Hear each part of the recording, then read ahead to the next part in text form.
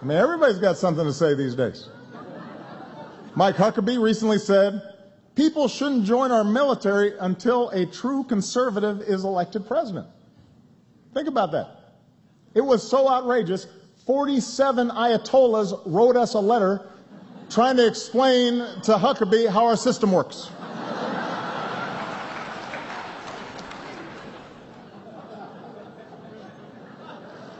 It gets worse. Just this week, Michelle Bachmann actually predicted that I would bring about the biblical end of days. Now that's a legacy. That's big. I mean, Lincoln, Washington, they didn't do that.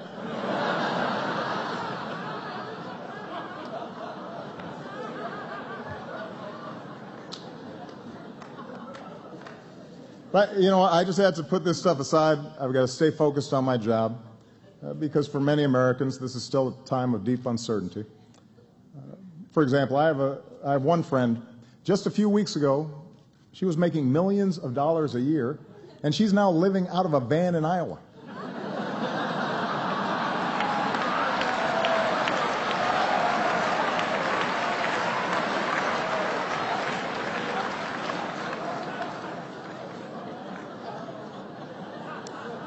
Meanwhile, back here in our nation's capital, we're always dealing with new challenges.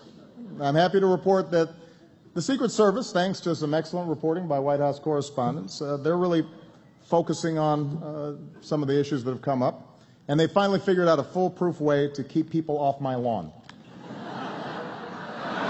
There it is.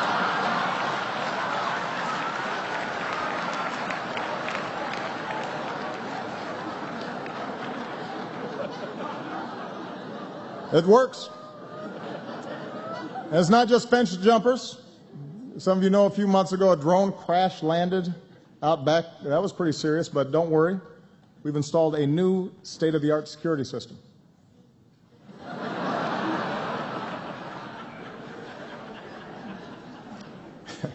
You know what? Let me set the record straight. I tease Joe sometimes, but he has been at my side for 7 years. I love that man. He's not just a great vice president, he is a great friend. We've gotten so close in some places in Indiana, they won't serve us pizza anymore.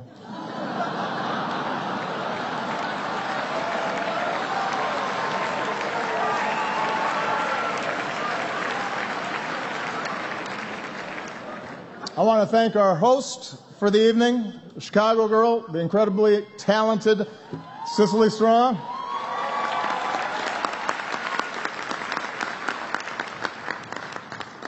On Saturday Night Live, Cicely impersonates CNN anchor Brooke Baldwin, which is surprising because usually the only people impersonating journalists on CNN are journalists on CNN.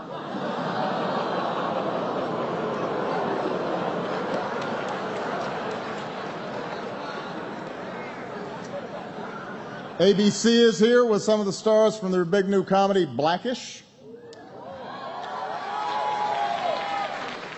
It's a great show, but I have to give ABC fair warning. Being Blackish only makes you popular for so long. Trust me. There's a shelf life to that thing.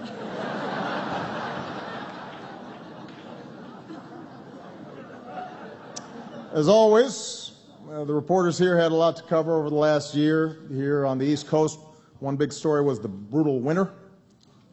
The polar vortex caused so many record lows, they renamed it MSNBC.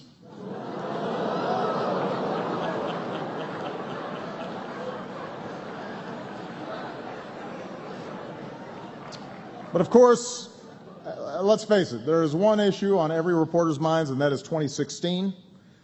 Already we've seen some missteps. It turns out Jeb Bush identified himself as Hispanic back in 2009. But you know what? Look, I understand. It's an innocent mistake. Reminds me of when I identified myself as American back in 1961.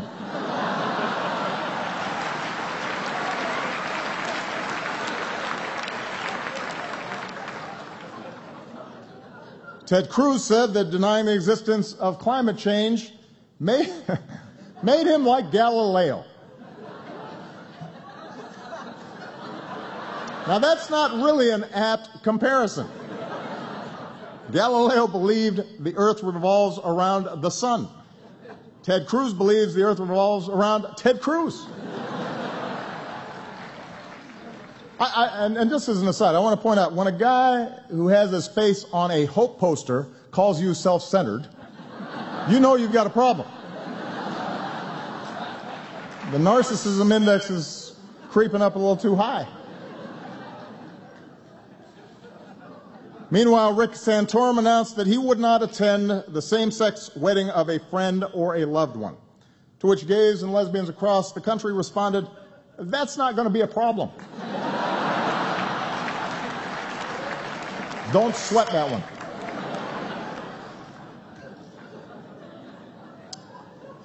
And Donald Trump is here. Still.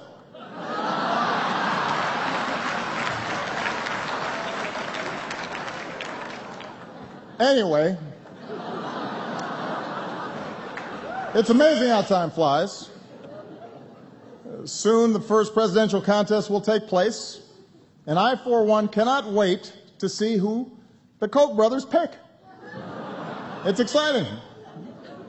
Marco Rubio, Rand Paul, Ted Cruz, Jeb Bush, Scott Walker. Who will finally get that red rose?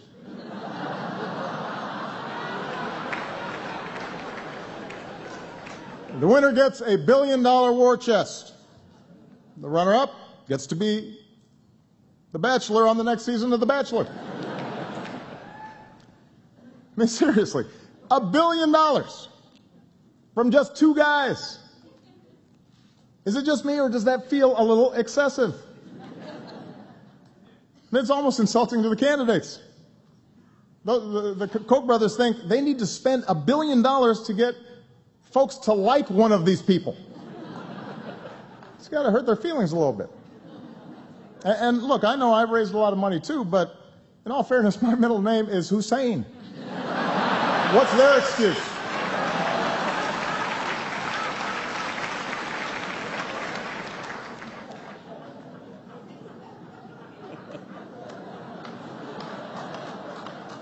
The trail hasn't been easy for my fellow Democrats either. As we all know, Hillary's private emails got her in trouble. Frankly, I thought it was going to be her private Instagram account that was going to cause her bigger problems.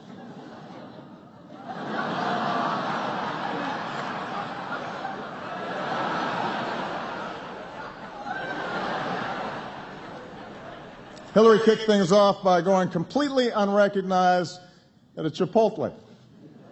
Not to be outdone, Martin O'Malley kicked things off by going completely unrecognized at a Martin O'Malley campaign event.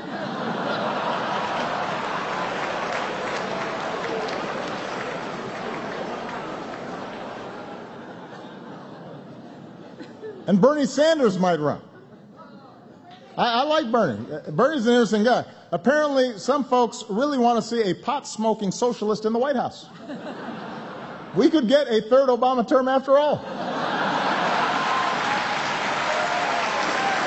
Could happen.